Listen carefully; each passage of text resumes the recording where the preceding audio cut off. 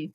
Thanks a lot, Kathy, and welcome everybody. So yeah, I'm going to give a brief update really of the pathway to trying to answer this question.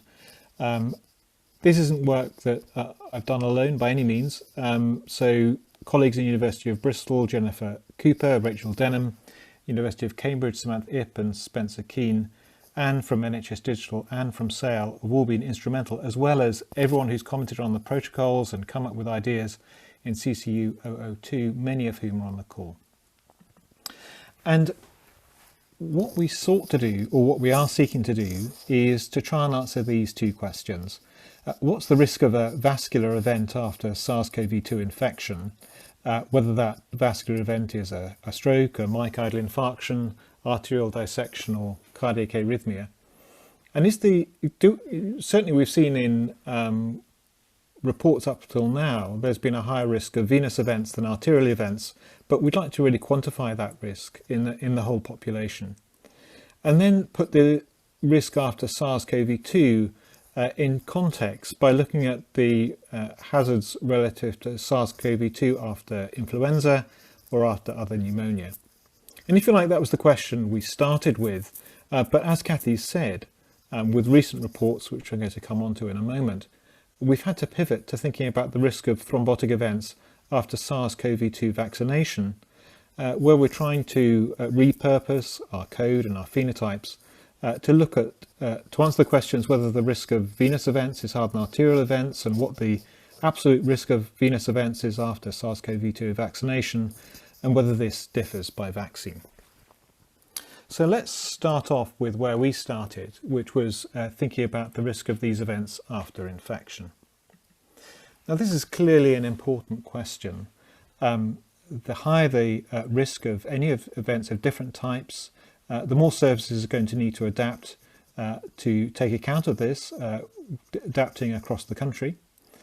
We're going to need to think about if the risk of vascular events is higher after SARS-CoV-2 infection, we want to know the time periods of that highest risk, and we want to know the magnitude of that risk to allow us to decide what level of action we need to take. And just to give you an idea, of course, part of the motivation for this was thinking about whether there were populations of people who were suitable for interventions or treatments, and some of that's gone away without that much knowledge of absolute risks. The two kinds of treatments that one would give to reduce the risk of ischemic stroke, venous thrombosis, pulmonary embolism, myocardial infarction are anticoagulants, so strong blood thinning agents, or antiplatelet, which reduce the ability of the platelets to coagulate in blood.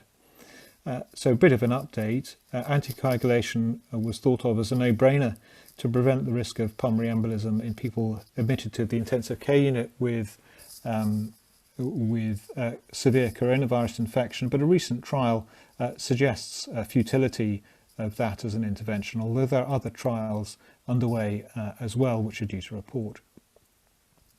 Aspirin is being evaluated, or has been evaluated in the recovery trial, which you'll all be familiar with, but those results aren't available for public consumption. So those results will be particularly interesting. So we're going to take, if you like, control of the epidemiological piece. What kind of conditions are we talking about? So let's think about a typical patient who's come to hospital with a vascular event after coronavirus infection. So here's a 70-year-old woman who presents to the emergency department with increasing cough and shortness of breath. She has chronic obstructive pulmonary disease, diabetes, and she's severely obese. And these comorbidities limit her to the ground floor of her home, and she's rarely outdoors. So she is a woman who is what we classify as frail, or in some people call her multimorbid. And on arrival at hospital, she had a SARS-CoV-2 PCR, and a diagnosis of COVID pneumonia was made. But 5 days after she was admitted to hospital, she didn't wake up one morning when she was being reviewed by nurses on her ward, and she was then seen by the medical team, who found severe right and right arm leg weakness. And we see on the right side of your screen, for those of you who aren't used to looking at this as a CT scan of a patient's brain, and we can see the abnormal area here in the, I'm just going to get myself a pointer. We can see an abnormal area here in the top in the right side of her brain, an area of ischemic stroke, which has been due to an occlusion of one of the intracranial arteries, and we can compare that to normal. So this is a illness which is going to substantially increase her disability and reduce her chance of going home and living the life that she did before. The question that many doctors have and many patients is whether this illness is being caused by coronavirus infection, and whether this illness is more likely after coronavirus infection than after other infectious types. I think thinking about this epidemiologically, when we're looking at data available to us from the BHF Data Science Centre, determining cause really is going to be difficult. And our problems really are power. Post-coronavirus myocardial infarction or stroke are infrequent. So, for example, stroke occurs in 1 to 2% of people after COVID infection. Fortunately, in the BHF Data Science Centre, we've had a large amount of cases, so we probably will be able to overcome this, but any individual hospital-based cohort is going to have trouble in determining the answer to this question. There's going to be random list classification of events, both myocardial infarction or stroke particularly, which will reduce power, and that may be a problem for us in the BHF Data Science Centre. Confounding probably will be a problem. Patients who develop coronavirus infection are different from those who don't. We know that people who develop coronavirus infection are also at high risk of vascular diseases. Poverty, ethnicity, poor health and overcrowding form a nexus of exposures which are related together, and indeed some people can spend their whole career really examining how these relate to one another. And each of these is related to both coronavirus infection and to vascular diseases. And these are characteristics of individuals and characteristics of regions in which they live. And then there are time changing confounders, so things that increase our risk of both coronavirus infection and myocardial infarction that change over time. So as we've looked over the course of the pandemic, in periods where people have been at particularly high risk of coronavirus infection, there may be a reduction in hospitalizations. There may be some coincidence of higher coronavirus risk with periods of higher myocardial infarction and stroke risk, for example, during the winter. We might face problems of reverse causality. People who are admitted to hospital can acquire coronavirus infection during their stay, and so rather than the COVID causing a myocardial infarction or stroke, hospitalization with either of those illnesses might directly cause COVID. Selection bias, I'd hope, is not going to be too much of a problem when we're looking at the linked data sets that are available to us in the BHF Data Science Centre, where we have data linked between GP records, hospitalisation and death records across a whole population. But any hospital-only cohorts will run into this problem by selecting cohorts who are at higher risk of stroke and MI anyway, leading to the head-spinning problem of collider bias. And information biases, so our detection of COVID and our detection of myocardial infarction and stroke, might vary over the pandemic as healthcare systems have become overwhelmed at periods. There may have been changes in coding, although on average it appears pretty good. But we might see some misclassification by COVID status, where people with symptoms after coronavirus infection are preferentially investigated or preferentially diagnosed when their symptoms. And these are just some of presumably a much, much longer list of things we're going to need to think about. So what population are we going to examine to try and answer this question? Well, we're fortunate our aim is really to look at the populations of England, Wales and Scotland who were registered with a general practitioner on the 1st of January 2020. And in England, that gives us almost the entire population, 54 million out of 56 million people.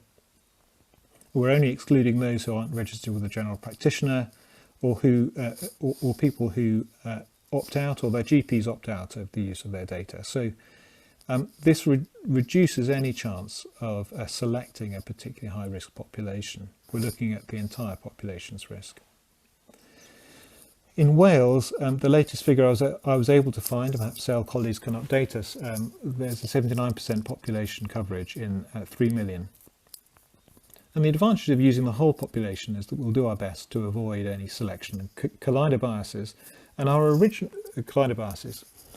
Now, our original intent was to look at a disease-free population on the 1st of January 2020. That's to say, people who had had no risk of, who had not had a previous myocardial infarction or stroke, to reduce the chance when we detected a new event in hospital records, to make us as certain as possible that that new event was really an incident event, rather than the chance recording of a historical event in coded data.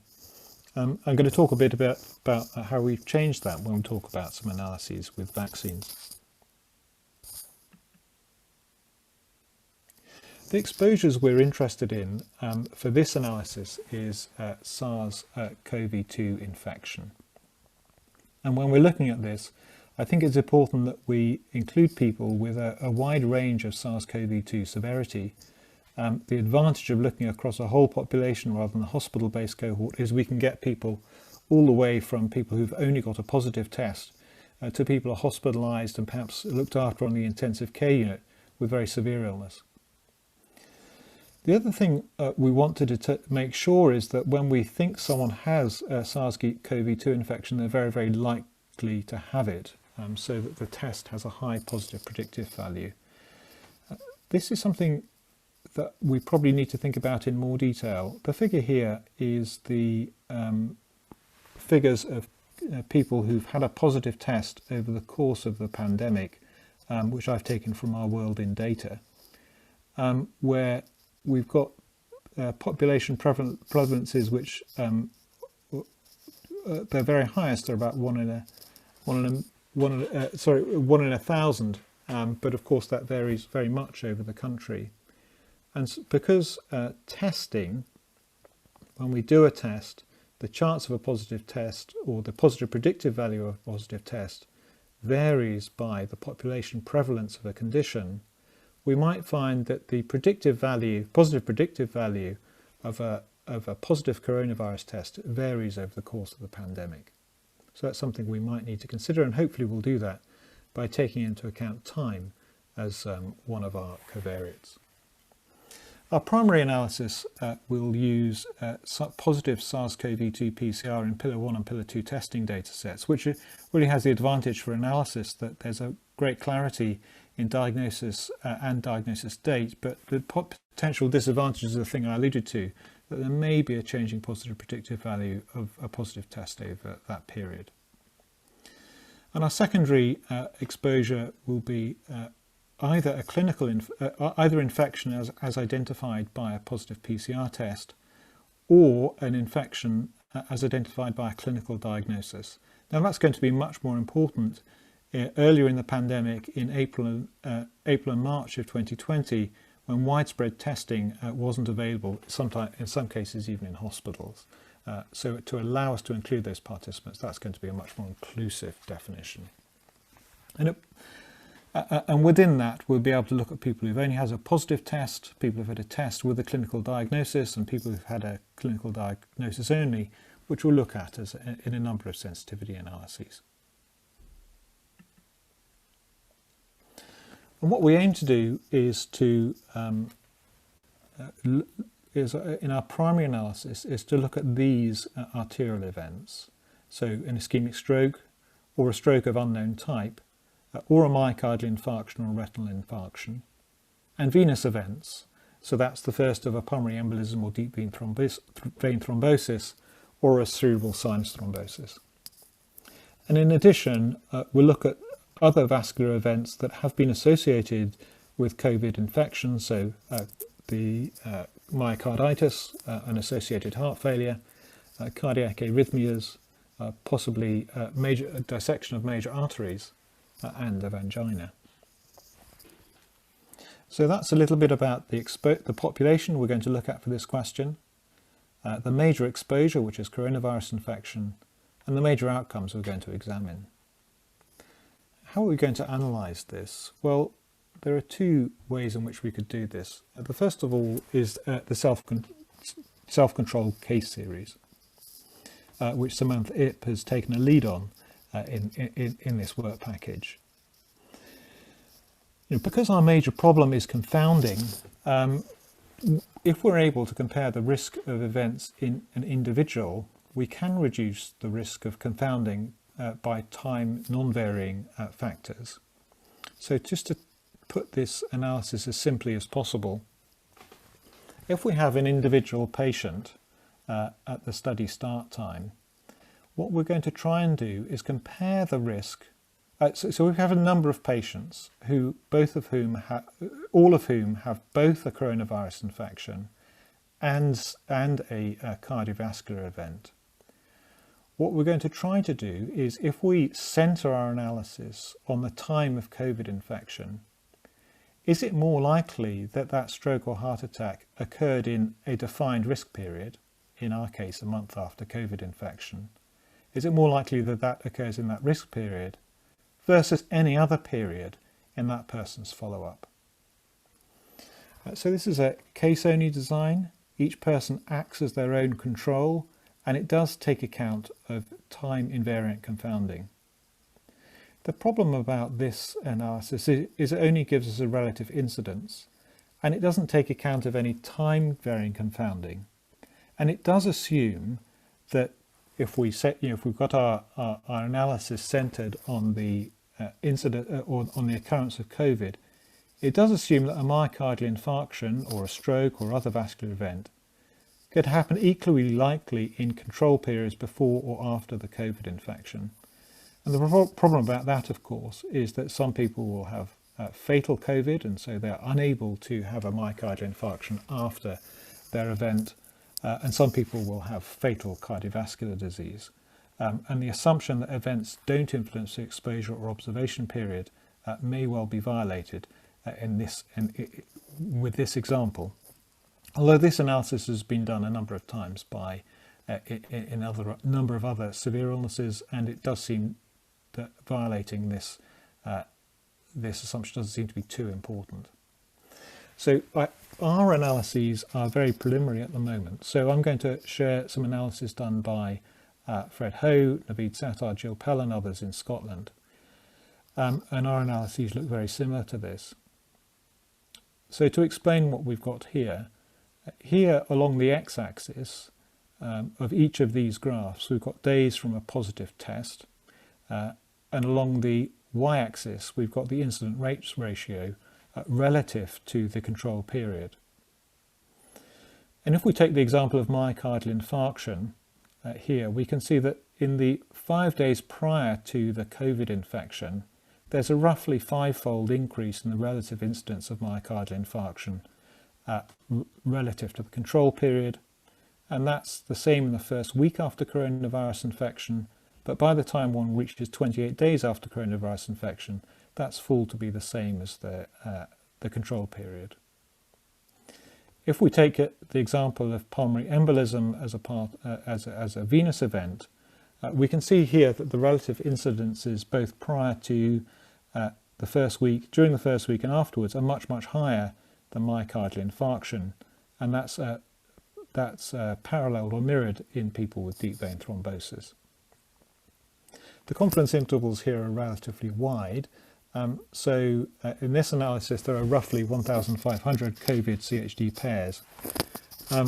So Samantha's looked in England, and we've got many more COVID CHD pairs, really more than 100,000. So the confidence intervals of our estimates are much, much narrower, but the general pattern of relative incidence is much the same.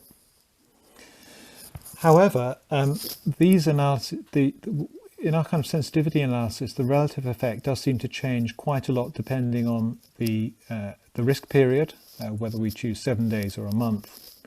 And whether we exclude in-hospital events or not, the problem here, of course, is trying to deal with the fact that some people, to deal with the ordering of COVID and myocardial infarction within an admission. We only get discharge diagnosis with COVID and myocardial infarction or stroke on the discharge letter, and it's difficult to work out which has come first. And when you exclude those, these relative hazards reduce substantially.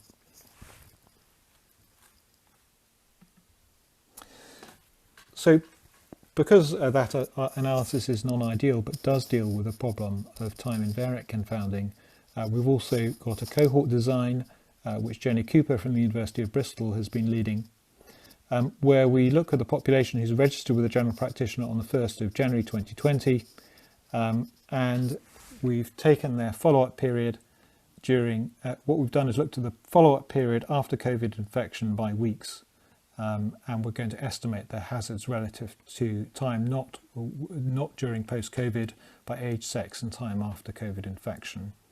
What we found so far is that the relative hazards are very, very high within the first week or so, similarly to what we've seen in the self-controlled case series, almost certainly due to some selection biases in patients who are infected with coronavirus infection, but almost certainly as well there is a real and observed effect. So I'm afraid I haven't got any results to share with you, but we will share them with you as soon as we've got them. So a couple of weeks, about a month or so ago, this question became almost the most relevant. What's the risk of a thrombotic event after SARS CoV-2 vaccination?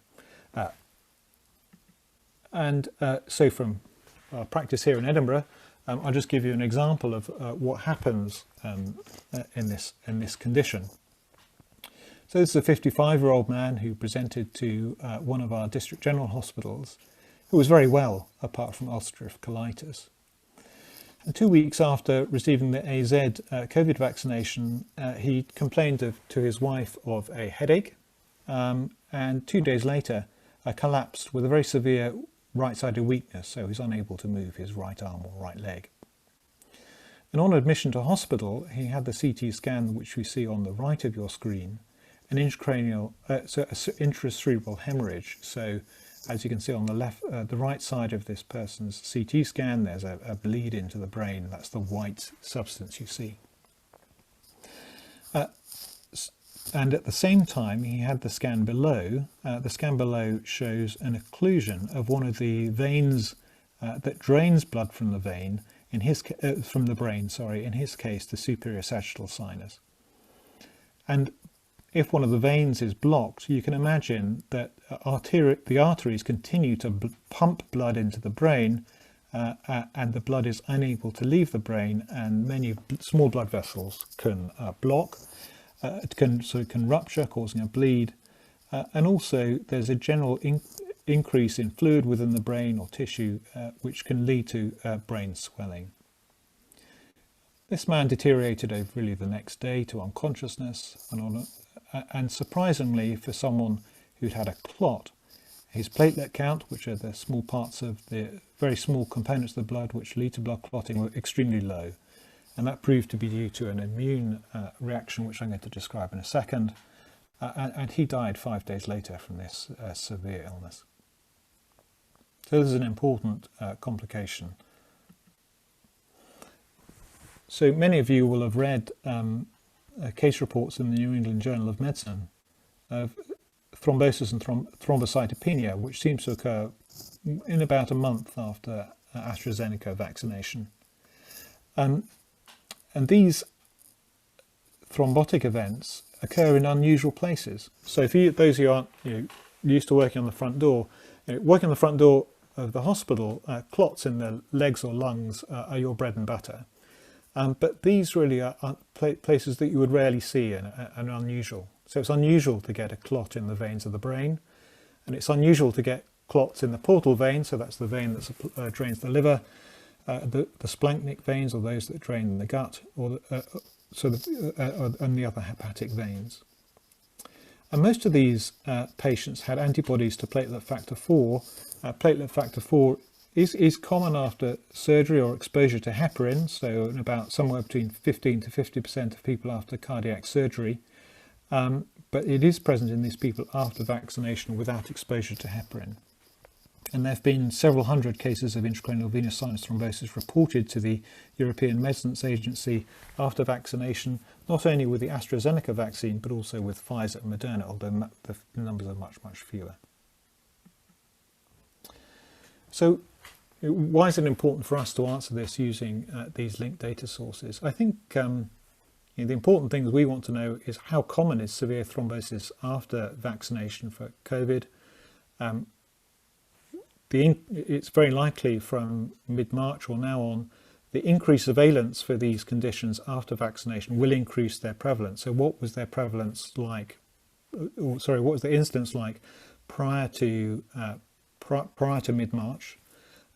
Now most doctors are being, or emergency departments, neurologists and others, are being encouraged to use the test to look at the occlusion of the intracerebral veins, and this test is not 100% by any means. It's quite a difficult test to do. It needs skilled radiographers, and it's a difficult test to interpret. Many people's veins have normal anatomical variation that can be interpreted as intracranial venous thrombosis. So how common, is there any evidence that other venous events other than the unusual ones have been increased as well? And it's important to put any relative increase in intracranial venous thrombosis or anything else in the context of COVID, because these events seem to occur more commonly after coronavirus infection. So what's the balance of risk between the two? Again, observationally, in observational analysis, we do need to consider some important biases which are particularly related to vaccination. And so over the course of vaccination with coronavirus, of course, there's going to be confounding by indication. So those people who are vaccinated early tended to be people who are older and in more ill health. So there may be an apparent increase in the relative risk of heart attack or stroke in people who have been vaccinated because they are older or they have other illnesses. There may also be the bias of actually reduced incidence of heart attack or stroke as well, because there's good health. The people generally have good health at the time of vaccination. So what I've shown here in the figure is an example from vaccination after influenza. So here we've looked at the number along the x-axis. There's the number of weeks after vaccination, and along the y-axis is the percentage of people who died. Not percentage, I think it's numbers per 100,000 who died after vaccination. The dotted line is the population level mortality, and you can see that for most of these populations, very early on, within the first week, there is an apparent protective effect of reduced mortality in people who have had the flu vaccination, which doesn't seem plausible really. And it's very likely to be due to this effect of good health at the time of vaccination. So people who look as if they're going to die very soon, either they have advanced cancer, heart failure, or other things, will tend not to be vaccinated in many healthcare systems. And in flu, there was time varying confounding because a vaccination tended to occur before the flu season, and so there was an apparent reduction in deaths because things were happening outside of the flu season. So our current plan is to look at these events after vaccination, similar to our analysis after COVID, ischemic stroke, or other arterial thromboses, and to look particularly as to whether any of those arterial events were associated with thrombocytopenia. Now, in England, we don't have measured platelet count in the data sets, but that is available in Wales and in Scotland, and I know that analyses are underway to do that by Sale and colleagues in Scotland, and to do the same for venous events and to look at the occurrence of thrombocytopenia or this low platelet count. What we'll try and do is estimate the incidence of any event in the years prior to the coronavirus pandemic, 2018, 2019 and 2020, looking at any events that occurred in GP records, hospitalisation records or death records, and then to use our cohort design to estimate the incidence post-COVID from roughly January of last year to the beginning of vaccination, and then look at the incidence after vaccination, looking at the start of the vaccination programme to really the latest data release, which is probably mid-March. And we'll look at age groups, people, different sexes, and people with and without a recorded thrombocytopenia in any hospital admission, and people with and without vascular disease by vaccine type and by COVID diagnosis type. So we've been very busy over the past few weeks trying to do these analyses, and we hope there are going to be some outputs coming out over the next few days, which first of all we'll share with people in HDR UK, CMO and collaborators on this call, and then prepare these for publication. We'll complete additional CCUO2 analyses, thinking about phenotypes that are not in our vaccine analyses, thinking a bit more about the self-controlled case series, which is an important, I think, very interesting epidemiological analysis despite its limitations, and do a comparison with other vaccines and other infections, aiming for these two outputs. So that's all I've got to say. Happy to answer any questions, and thanks for inviting me to speak.